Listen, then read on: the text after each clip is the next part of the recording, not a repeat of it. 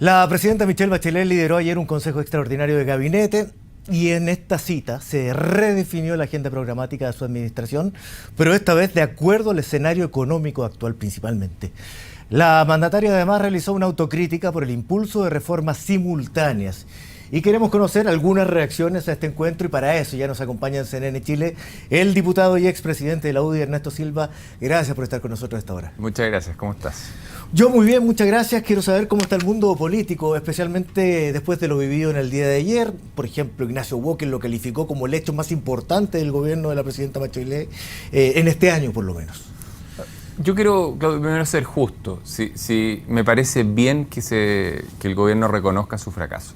O sea, creo que la nueva mayoría lo que hizo en el día de ayer fue decir, ciudadanía, señoras y señores, les propusimos un proyecto, no funcionó, llegó el momento de revisarlo. Creo que esa actitud está bien, es positiva, ese sinceramiento me parece bien. A mí me hubiera gustado, y yo lo he dicho muchas veces, lo vuelvo a decir, que la presidenta hiciera un segundo sinceramiento que tiene que ver con sincerar también los problemas de financiamiento político en su campaña y en su sector, como para poder volver a construir el vínculo con la ciudadanía de una manera transparente. Pero ahora, en este tema... Lo que pasa es que aquí hay varios puntos distintos, ¿cierto? Sí.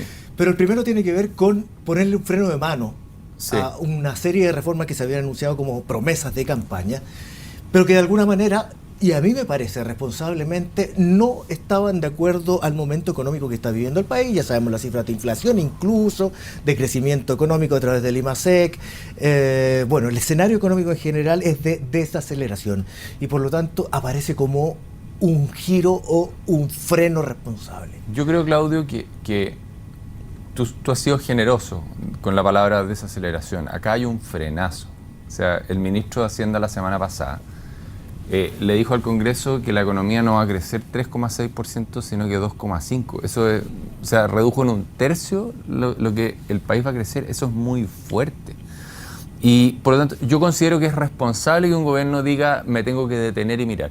¿Cuáles son los dos problemas que veo yo? El primero es que no entienden o no se hacen cargo por qué se ha producido ese frenazo. Si el problema de crecimiento no es porque tuvimos mala suerte, porque ha llovido poco, porque la gente andaba de mal ánimo, es porque se ha generado un ambiente de reformas y de incertidumbre que hace mucho daño. Hace mucho daño. Piensa que mientras Chile crece, o va a crecer 2,5%, el resto del mundo va a crecer más. Nuestros socios comerciales van a crecer más. Los términos de intercambio están mejores. No hay excusas externas. Ahora, ¿qué es lo que, y cuál es la segunda parte que yo veo con preocupación? Ayer el gran énfasis del día fue decir, vamos a seguir adelante con lo mismo. Proceso constituyente en septiembre, cambio en otros temas, pero de una manera más gradual. Y yo pero antes de eso, hay un reconocimiento del gobierno, y yo quiero que usted lo analice también, por ejemplo, en problemas de gestión profundo. Ella lo señala, la misma presidenta Bachelet, el vocero posteriormente, y también en este impulso a reformas simultáneas para las que el país no estaba preparado.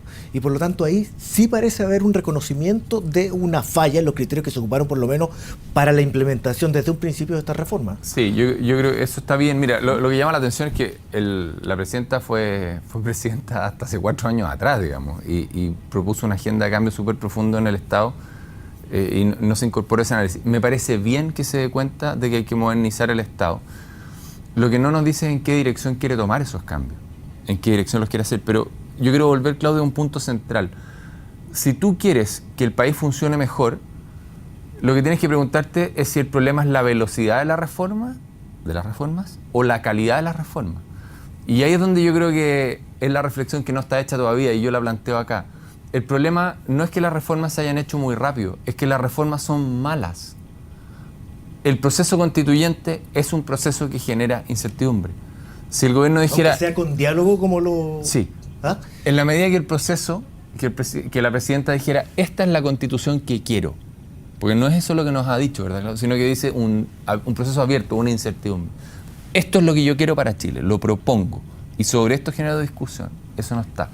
Eso genera un ambiente. Perdón, pero cuando usted me habla de incertidumbre, estamos hablando de la confianza que redunda en las inversiones, por ejemplo. Que es fundamental en el escenario económico. Son varias cosas, Claudio, porque... Claro, pero un punto importante era ese. Absolutamente. Cuando tú haces una reforma tributaria, que nosotros ayudamos a mejorarla, en el espíritu de que los demás cambios que venían después se iban a hacer dialogando y no imponiendo, como ha sucedido. Pero cuando haces una reforma tributaria que afecta fuertemente la inversión, cuando haces una reforma laboral que la estás imponiendo, porque no está habiendo diálogo, eso es cosa de mirar las votaciones, la discusión, la forma que se ha llevado adelante. Cuando hiciste un cambio electoral, cuando anuncias que va a hacer un cambio en materia de una nueva constitución con un proceso sin decir qué quieres en la constitución, sino que simplemente que va a haber un proceso. Cuando al mismo tiempo tienes cambios en materia institucional de otros temas, tu problema no es solamente el conjunto de reformas, sino que esas reformas en sí mismas, su contenido, hacen que el país retroceda en materia de crecimiento y de empleo. Ahora, piensa una cosa más adicional. Mira, los trabajos en este gobierno, ¿qué es lo que ha pasado? O han disminuido o se han creado en el sector público. Entonces, la presidenta en la reflexión de ayer, que es bueno que haga este punto de inflexión, bien, lo que quiere decir es, ¿qué he hecho yo como presidente y como gobierno para que el país se paralice? Identificar eso y cambiarlo. Ese no es el resultado de ayer. El resultado de ayer es, vamos a poner gradualidad, la economía no creció como esperábamos, no creció por causa de decisiones que hemos tomado, que es lo que los chilenos están esperando, yo creo, para poder decir, retomemos confianza y empecemos a trabajar. Y lo más importante es que la mayor parte de las cosas quedaron en el aire. Te voy a poner un ejemplo, Claudio, la gente que nos está escuchando en distintos lugares del país. La presidenta de los 60 hospitales que se había comprometido con los chilenos dijo que ¿cuántos iban a terminar al final del gobierno? 20. Se comprometía con 20, aunque no descartó que el resto pudiera avanzar de acuerdo a cómo avanza económicamente el país. Yo creo que esa es de las cosas más fuertes que pueden pasar en un país, que por un conjunto de gustitos ideológicos en temas súper distintos, sistema electoral, constitución, etcétera, lo que termine pasando es que los chilenos tengan que tragarse que 40 hospitales no se van a cumplir. Y además, lo que yo espero hoy día, no el lunes o mañana, es que la presidenta le diga de cara a los chilenos la lista de hospitales que sí se van a hacer y los que no se van a hacer. Ahora, en cuanto porque lo demás sería, yo diría, superaría el límite de la confianza con la ciudadanía y sería un abuso. Ahora, por lo que entiendo usted, más que el discurso de lo que se hizo ayer, usted quiere obras, pero en eso también hay parte en el discurso donde se compromete a hacer algunos cambios, aunque, claro, no lo dice ampliamente o claramente respecto a qué se puede hacer con la reforma tributaria, pero sí dice que se pueden hacer algún tipo de modificaciones, se deja abierto en ese plano. Por ejemplo, en el tema educacional, ya no pasar más allá del 60% de la gente con menos recursos en la educación superior. Hay varios dichos de ese tipo que no solamente le ponen un freno, sino que implican un cambio en la aceleración que traía el gobierno para implementar una reforma que además, en lo estrictamente político, es lo que le permitió ganar el gobierno, ¿no? Sí, mira, yo creo que no. La encuesta CEP lo dijo, la gente no eligió el programa de gobierno, 20% eligió eso, 60% eligió a la persona Michelle Bachelet. Por lo tanto, la gente no eligió este programa de reforma, en mi opinión, de acuerdo a lo que yo he podido revisar. Eso no es así. Ahora, esto puede ser comparable también con el número de personas que votó. No, yo lo que digo es, o sea, a la pregunta de por qué usted eligió, a la gente que votó por Michelle Bachelet, le preguntan por qué votó por Michelle Bachelet, solo un 20% dice que votó por el programa. No es así. O sea, no, y por eso yo creo que hoy día 7 de cada 10 chilenos, Claudio, le dicen a la presidenta, no me gusta lo que está haciendo.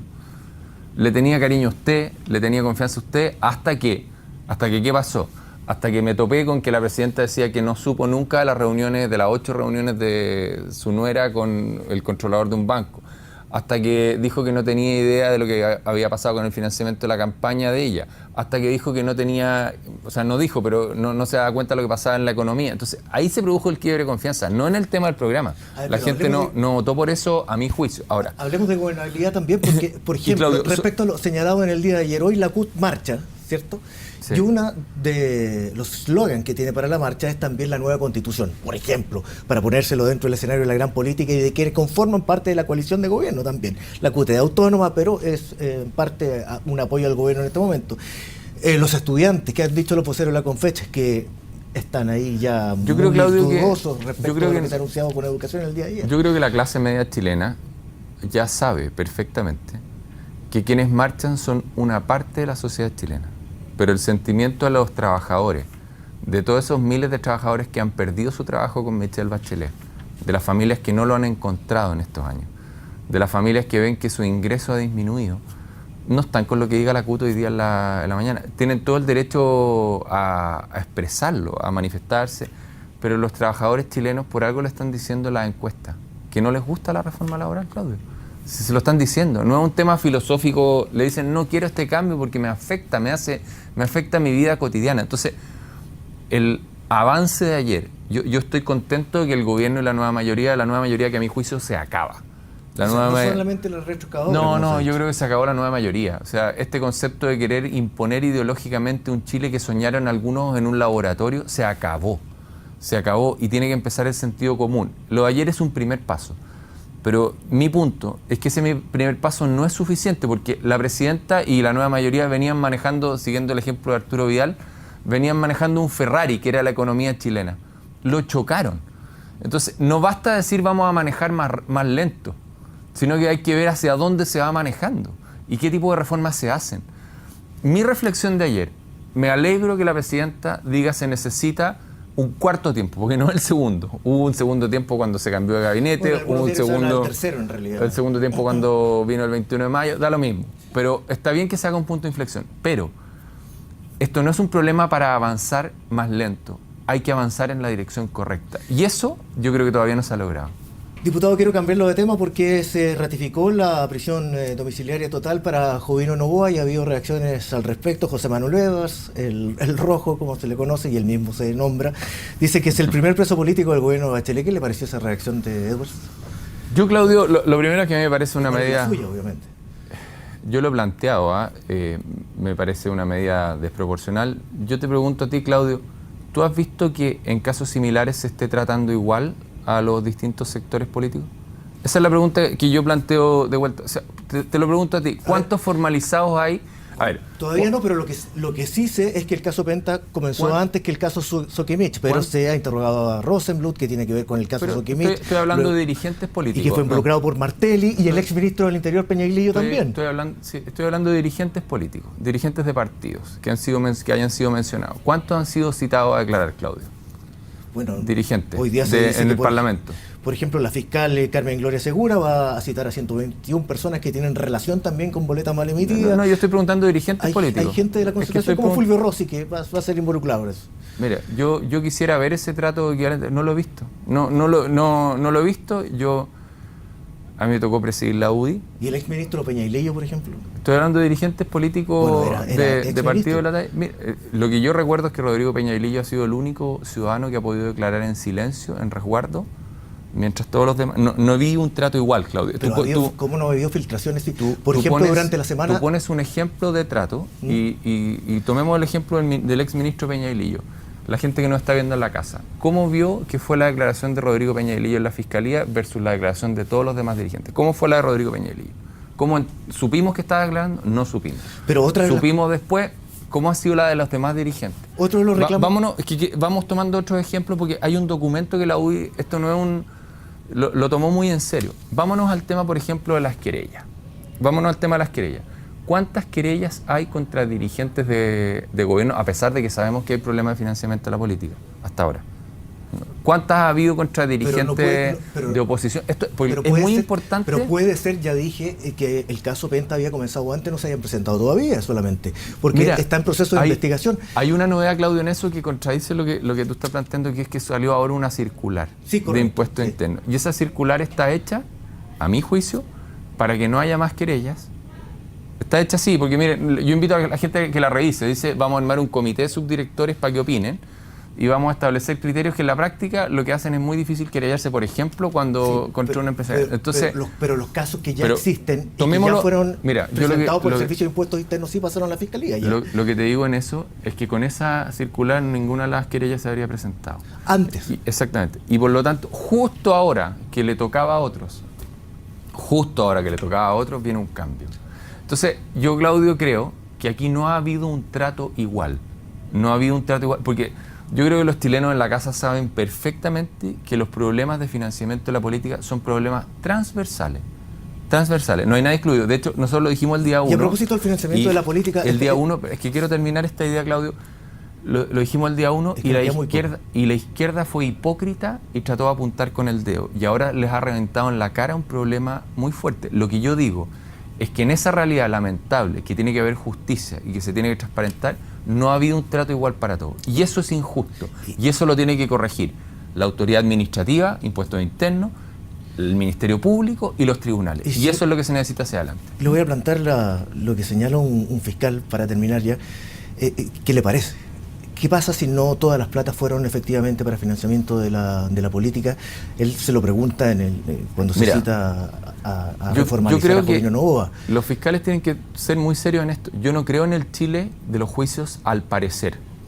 Al parecer alguien habría hecho algo. Eso es Venezuela. Vamos a meter preso a alguien porque al parecer es golpista.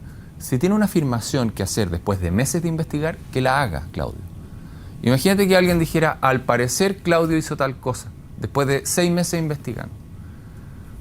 Yo creo que hay que tener mucho cuidado. Y yo no sé si va a decir, al parecer el financiamiento de la campaña de la presidenta fue irregular, cuando todos sabemos que lo fue. Ese trato igualitario y la seriedad con que se plantean los temas tiene que ser muy cuidadoso en Chile. Yo no quiero un país donde los juicios se hagan al parecer y que los fiscales o el juez o el órgano administrativo actúen según al parecer. Si hay hechos que afirmar, si hay acusaciones que plantear, que se hagan directamente. Pero fiscales, autoridades, diciendo al parecer, es muy riesgoso para un país y se presta para muchos abusos. Diputado Ernesto Silva, le quiero agradecer por esta conversación esta mañana con nosotros, que esté muy bien. Muchas gracias, que estés bien.